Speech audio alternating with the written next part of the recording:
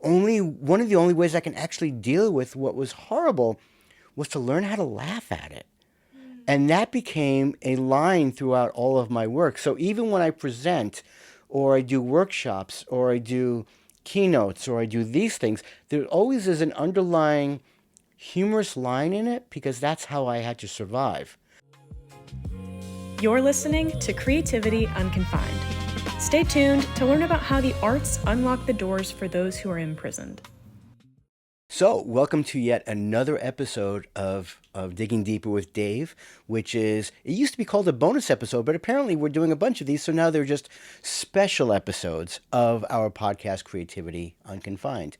So, thank you all for tuning in and listening to this. I appreciate all of the support we've been getting for this. So, Ms. Nichols, do you have a question for me? Believe it or not, I do. What? What? We, as in the collective audience, are curious about how being in a prison is inherently a difficult environment in several different ways. Yeah, maybe not in the ways people think, but yeah. Yeah, so, that's just it. Tell us more about that. How do you sit with maybe some of the darkness that comes alongside with this work in specific for you? I think that's a brilliant question. And I have been asked that in other different programs and different presentations, and people always wonder. This is almost a little bit different than the self care that we go through as art therapists, because some things that I have to do in order to deal with this isn't necessarily self care. It's just compartmentalizing and trying to find a space for this, because Lord knows I've seen some really ugly stories. I'm in an environment that is inherently difficult. It used to be inherently dangerous until I realized it really isn't. Not any more dangerous than some other spaces that we as clinicians and therapists might find ourselves in. But it is contained and it is focused, and we do have a lot of people inside that we don't know why they're inside.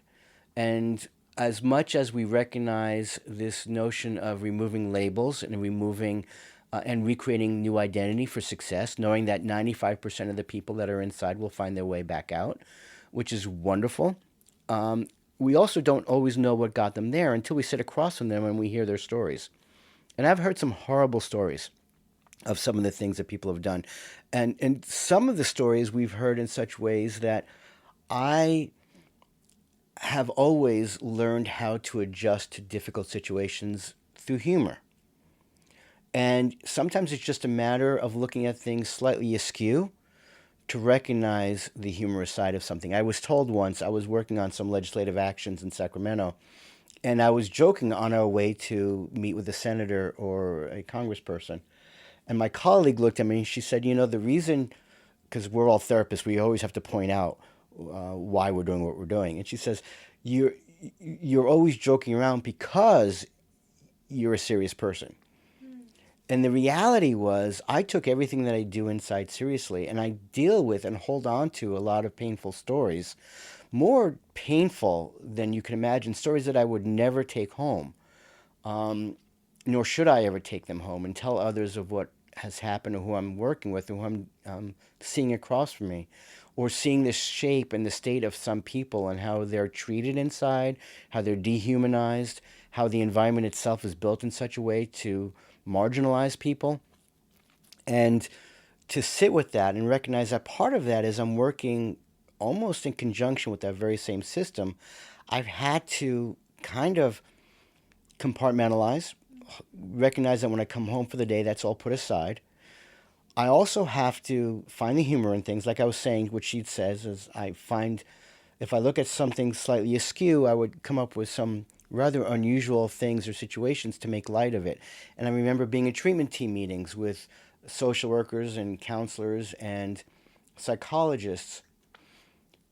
Okay, I promised a colleague I wasn't going to tell this story, and I'm not going to tell the full extent of this story. But there was a horrendous situation where somebody was brought into the treatment team, into our unit, and he did something horrible to somebody. And it involved this person and a pet. And it also involved tape. I know, and I'm getting looks from both of you. I'm not even telling you what they did, Mhm. but I'm seeing the looks on both of your faces. You can almost imagine. Perhaps your imagination is even more wild than anything I can tell you. But let me tell you, this was something pretty wild. And I remember sitting with this. It was so painful. And everybody, for the first time in a long time, everybody on the treatment team were just aghast before we brought him out. And I remember one of the therapists said, "What kind of a person does it take to do something like that?" But my question was, "What kind of tape did he use?" And and the correctional nurse looked at me and said, "What?" And I realized, "Oh, I have really crossed the line here. This is where," and everyone laughed because we needed to, because it was such a horrible situation. But it made me sit back and recognize the only one of the only ways I can actually deal with what was horrible was to learn how to laugh at it. Mm. And that became a line throughout all of my work. So even when I present or I do workshops or I do keynotes or I do these things, there always is an underlying humorous line in it because that's how I had to survive. There wasn't anything really antisocial about it because there was still a part of me that felt such empathy and such horror and such overwhelming angst about this. So the only way I can control it was to say I can see the humor in it. Mm. And so that became prevalent, and that was my role on these units oftentimes, is I would be brought in almost as comedy relief, and they would expect that from me.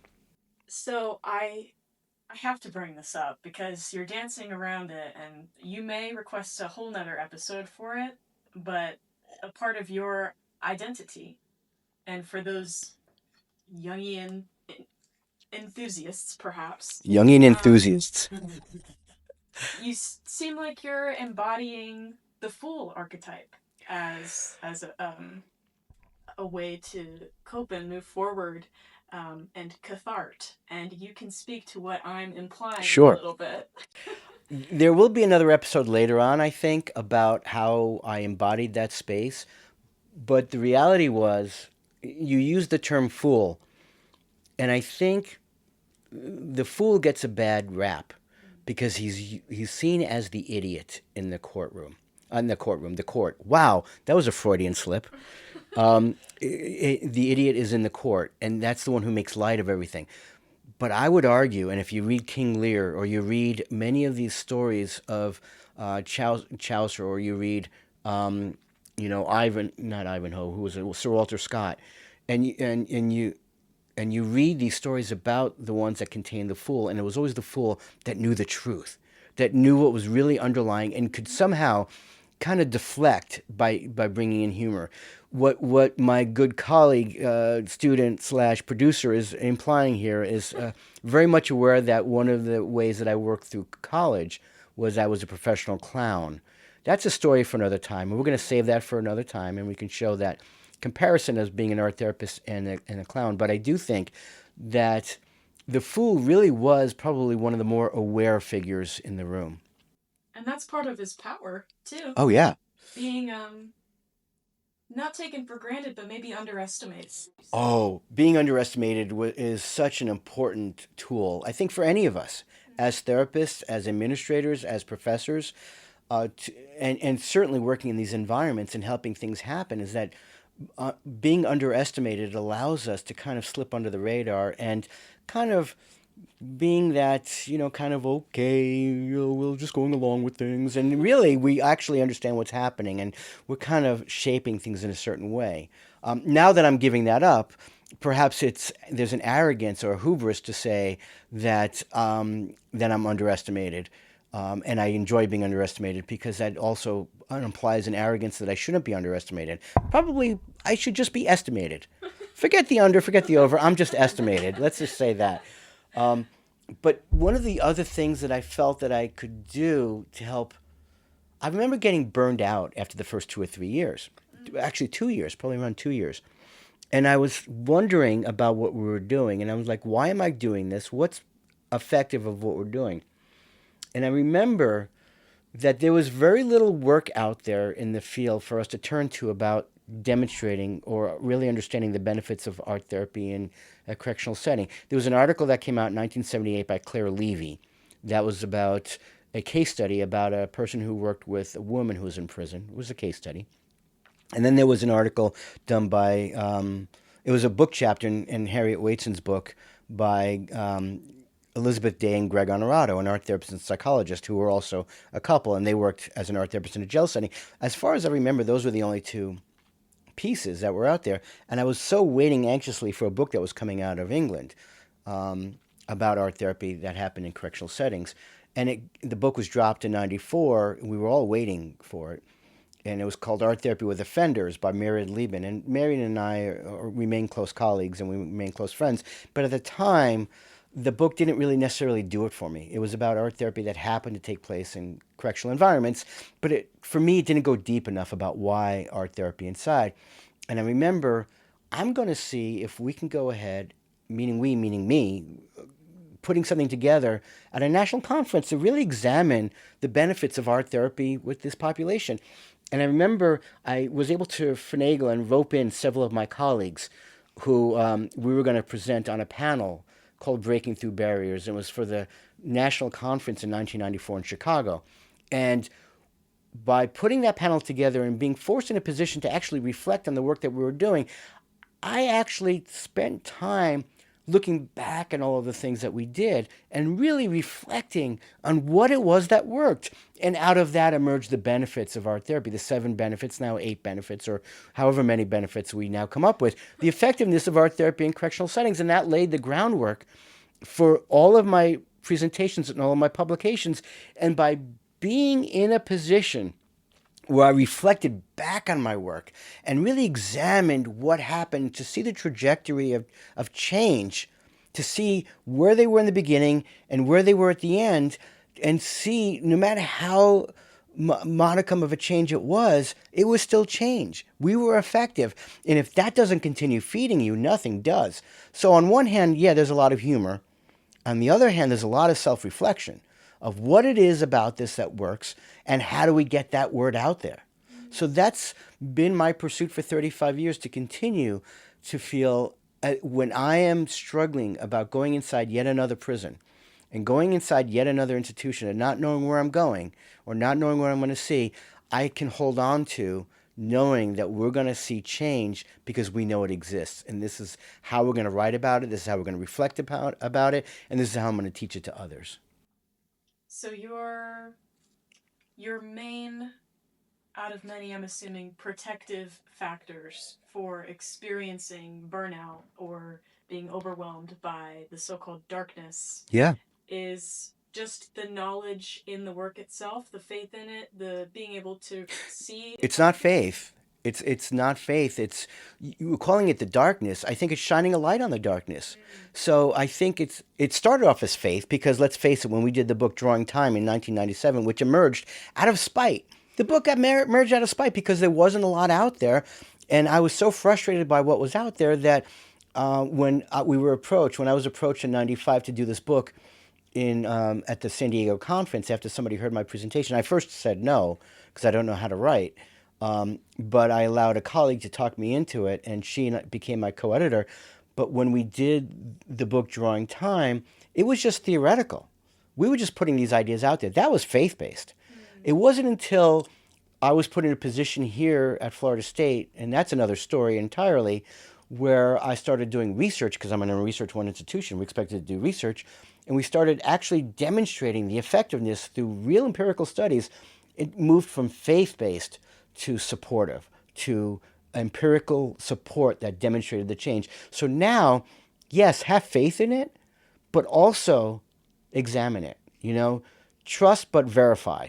Not reinventing or reinforcing, but to do with your identity. It's like maybe a sense of verification. Yes, but there's also a scenario that I'm going to save for upcoming episode, which of course is a frightening episode in which my identity shifted. And it happened as much as I have faith in the space that I work in, and I'm comfortable in the space that I'm working. There'll be a future episode in which I actually convey an assault that occurred. and my involvement in this assault and how that changed a lot of things for me. That will be another episode with yet another trigger warning. And so we'll stay tuned for that. What you would like to convey about some of the fears that mental health practitioners might have of entering into this type of work or this setting because of this perceived darkness. I'll just Yeah. use the word I've had then. To assuage the fears and concerns of people who may want to go inside prisons is to recognize that the fears and apprehension that we have usually derives from Hollywood trying to find the bad guy. We're so good as a culture of doing an us versus them and a bad guy versus good guy. And we're having to recognize that every place that we work as therapists, we're going to go butt up against the shadow. We're going to butt up against the darkness. And we all are going to find ways in which to address that in our own ways, and we'll find unique ways and build upon our own strengths. But the difference is in a correctional environment where you don't quite know who you're working with, of course, but also know that they very much welcome us. And the reason that we work in there, as I said in a previous episode, is because they let us work in there. But make no mistake, they know that we're in there to actually provide support. Now, there's always going to be somebody that tries to take advantage of that. There's always somebody that may see that as a weakness and try to manipulate that. And we should guard against that. But that's anywhere in life. And so it is a microcosm of our greater culture. It may be a little bit more concentrated inside, but there are fears and concerns and apprehension and challenges that the inside mirror the outside in just much more concentrated dosage. Creativity Unconfined has been brought to you by Florida State University's Institute for Arts and Art Therapy with the Imprisoned. Special thanks to our producers Sydney Nichols and Malia Burrows, as well as Florida State University's College of Fine Arts. If you like what you heard, and even if you didn't, please support us by liking and subscribing.